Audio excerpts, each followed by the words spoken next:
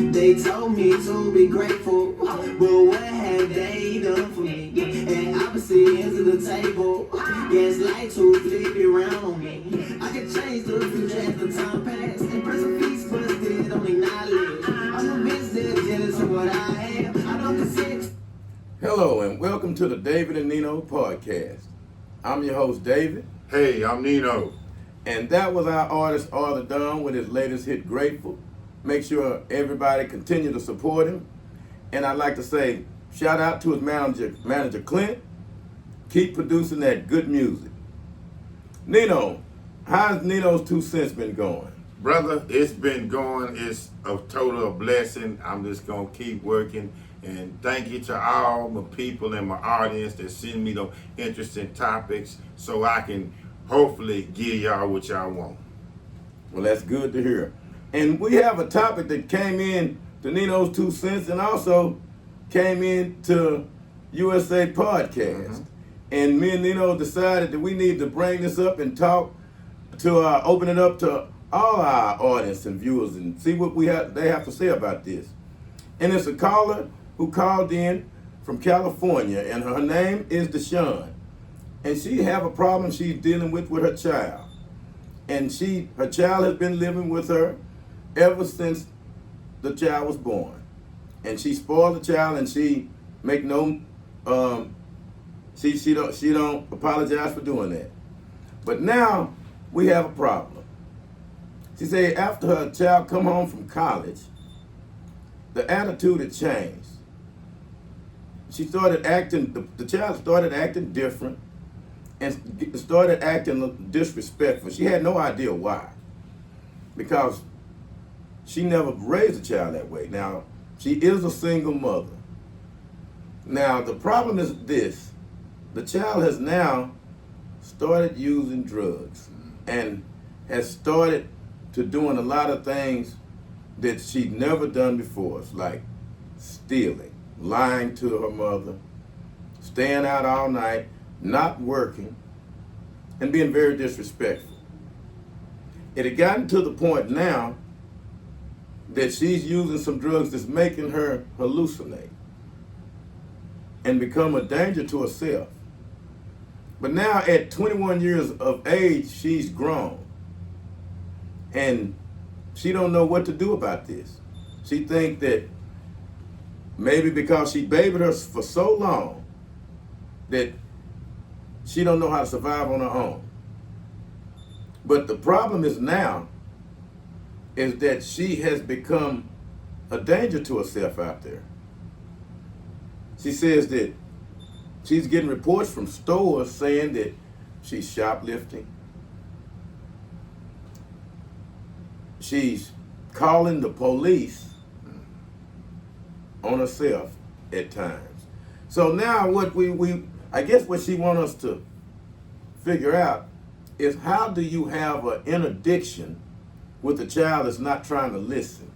Because she tried to talk to her and tell her what she's doing is wrong, but she's very disrespectful. So how do you deal with a disrespectful child that's doing things that could get her in serious trouble, but not knowing what she's doing, not aware of it? She has not been properly diagnosed with a mental illness and don't think she has one. So is she just a child that's disrespectful and deserves what's coming to her? Or is there something that we could suggest that she could do to help her child right now? And that's why she's calling. She want to know what can be done to help get her child back on the right track since she has now become strung out on drugs, Nino. First of all, I would like to thank that lady because it's hard to raise a child as a single mom. You need a blend. People get it twisted. I believe they would say all the time that a woman is hard to raise a little boy by herself or a guy by herself, but it's also hard to raise a little girl or a woman. So first of all, I'm gonna say shout out to the woman for being a single parent and raising her daughter or whatever by herself. Secondly, I would think don't lose. You lost your daughter or the cat for something reason now, and the reason is because she has been she has started using drugs. But again, the kid is missing something and it's a void in her life because, as you were said earlier, when she was little, she was always spoiled. You know, she would do things for her. It seemed like when she went to college, she lost out. Well, because the mom probably was a single parent trying to do what she can do to keep her in college. But don't lose, keep reaching out to the child. I know she's probably got disrespectful. She's stealing and everything now, but don't give up hope because she's still 21. This avenue can be turned. Seek to get her help. That's what I would do. Seek to get some kind of rehabilitation. Even call around and ask people.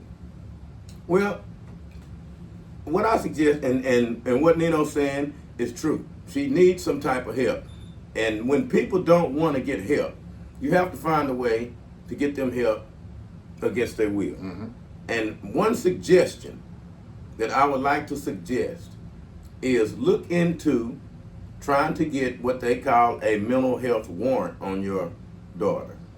Now, I don't know what the rules of that is in your state, but a mental health warrant is that you go down to your local mental health office and you talk to them, and if you are the parent, and you tell them your situation, and if your child has become a danger to their self, especially if they have exhibited suicidal tendencies, made suicidal statements, or been violent or aggressive towards you, disrespectful in any way that you deem that it's not normal for her to do that, then you can go get what you call a mental health warrant.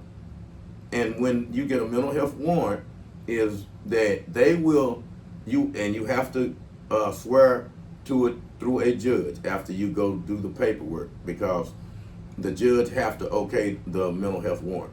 And what happens in that case is that they will send police officers out to pick up your child and take your child to the local hospital where they have a mental health department for evaluation. And when they evaluate them, that's when they decide the extent of the treatment.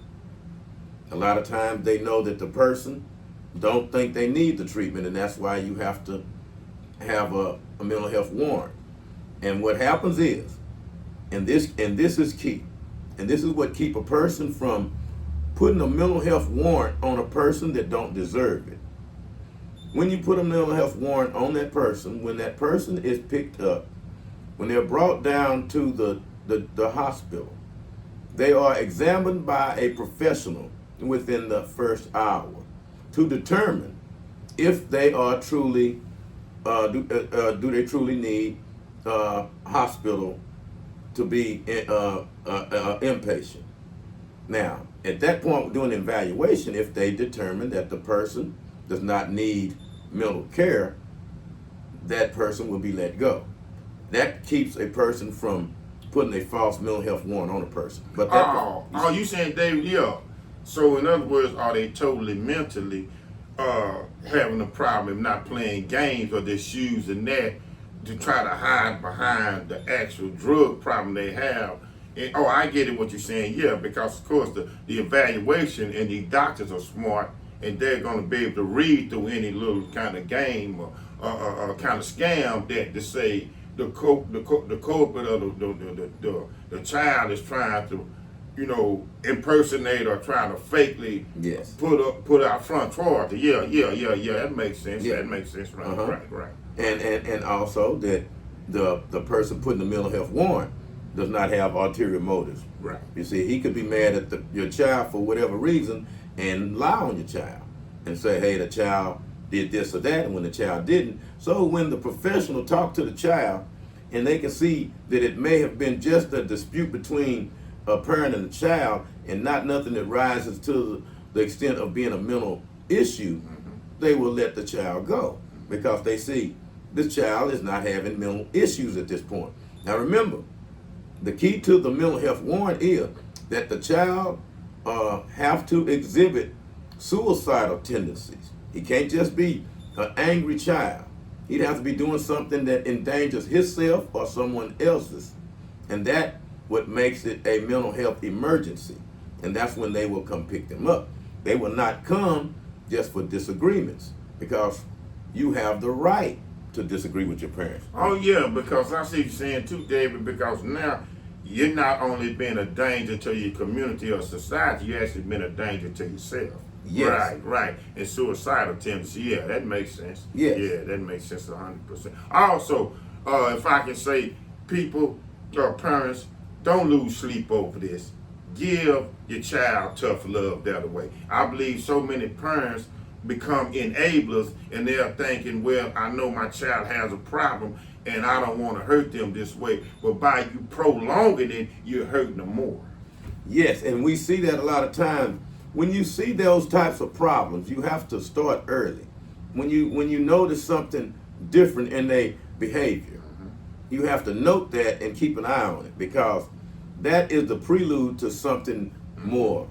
And you have to be ready for it, especially when we're dealing with drug addiction and mental illness, because they both go hand in hand.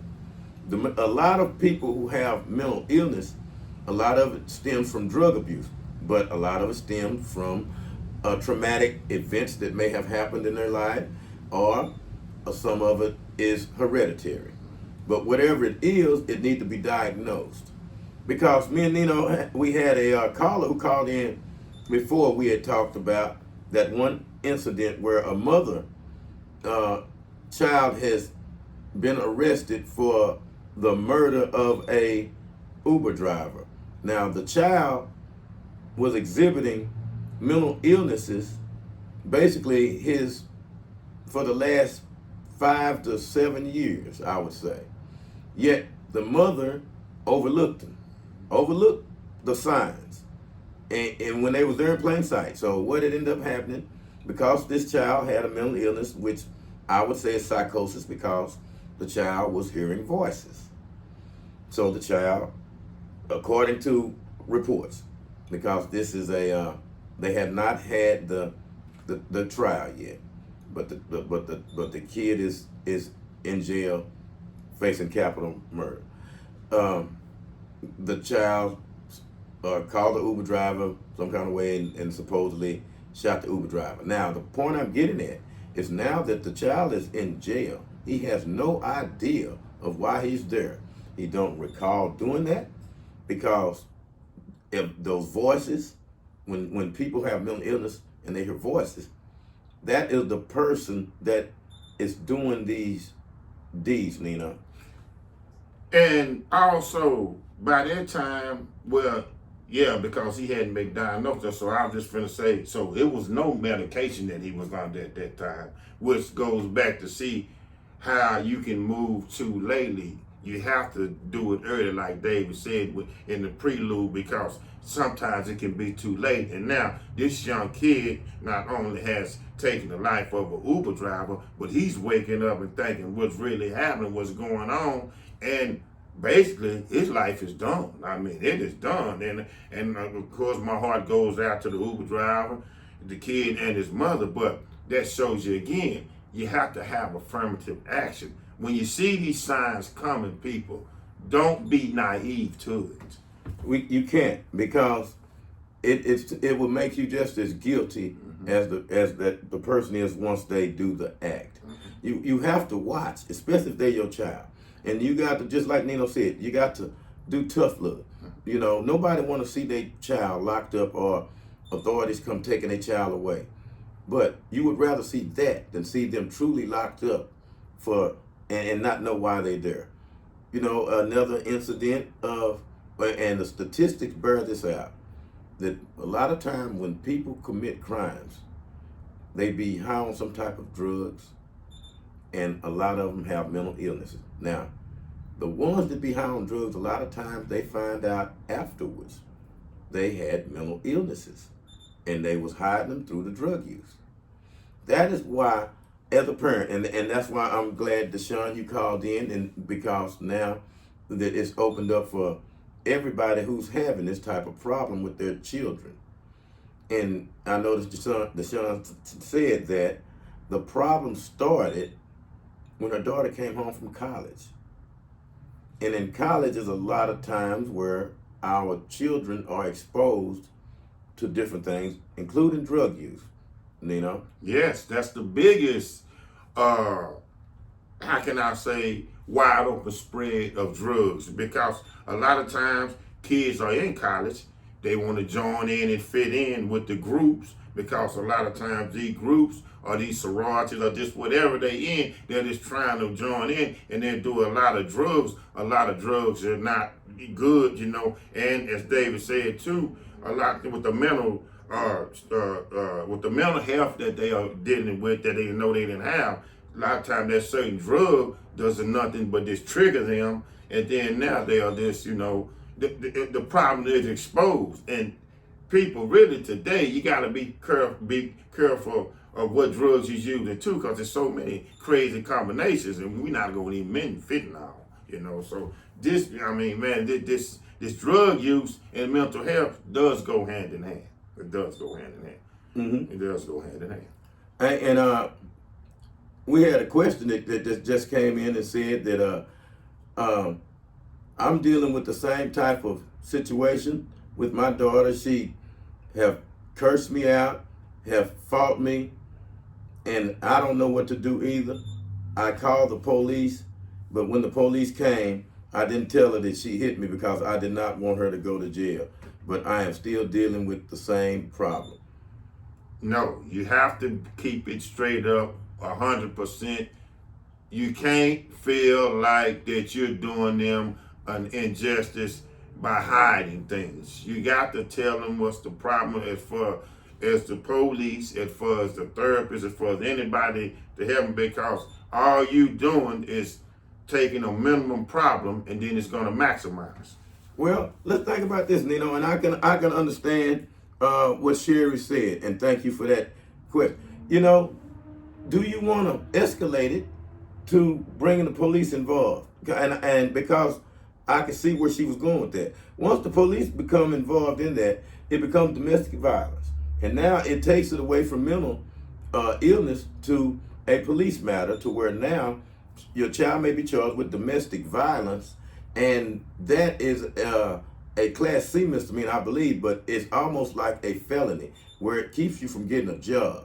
And it will stay on your record for a long time, and it could hurt you forever. So as a parent, I could see where Sherry was going with this, Nino. So let's dive a little deeper into that. That's true too, but then she's going to have to go some other angles, because if this kid continues to have outbursts and problems that possibly that's not going to cease, then that's a problem in itself. And I get it. Yeah, you're right. Y'all have a great point. It will bring them where you won't get jobs. You will not be treated fairly. They gonna say they're gonna treat you fairly, but soon you try to go apply for a job or whatever, and then you walk out the door, they're gonna throw it away. But let's see, will this problem cease? What kind of other way can she? Because obviously this problem is getting maybe somewhat out of control.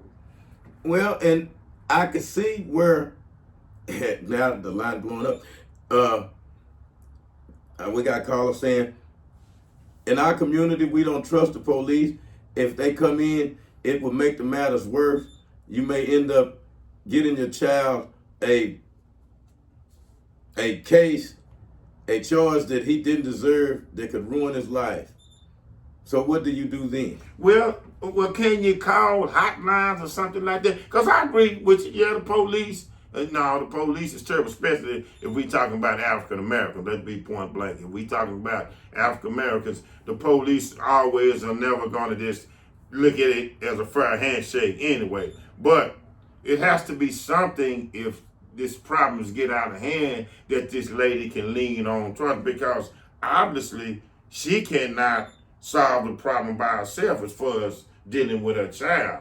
It have to be some kind of other, how can I say this, principle out there that can help her deal with this. Yeah, and that's what makes this such a complex situation. You want to help your child, but you don't want to make the matters worse. Mm-hmm. It seems like a lot of times because I believe, I forget the story, and I think we reported it, where the woman called the police, and the police ended up coming in her house, and she ended up Oh, getting killed. Sean Grayson and Miss Sonia Massey. Yeah. Yes, 2 years ago in Springfield, Illinois. Yeah. I'll never forget that case. And that SOB is out now. And they twisted the narrative like, okay, if this woman did have mental health, but y'all can pull it up. I'm not going to get into that because we on another story. Just put it up and look at it because it can be. But just put it up and make your assumptions yourself.